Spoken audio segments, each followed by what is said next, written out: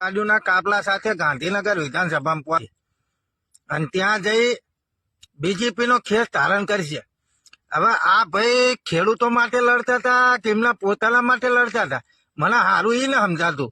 અત્યાર લગન ભારતીય જનતા પાર્ટી વિશે કેવું કેવું બોલતા હતા અને અચાનક ભારતીય જનતા પાર્ટીની અંદર જશે.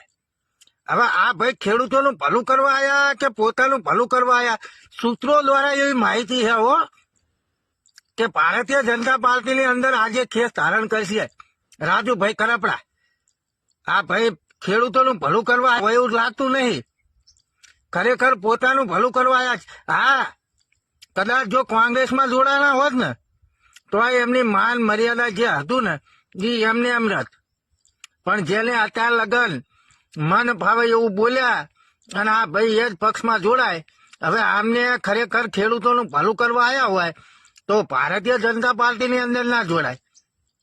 પણ જો પોતાનું ભલું કરવા આવ્યા છે તો આજે 2 વાગે જોડાવાના જ છે, ફાઇનલ જ છે. સૂત્રો દ્વારા આવી માહિતી મળી છે.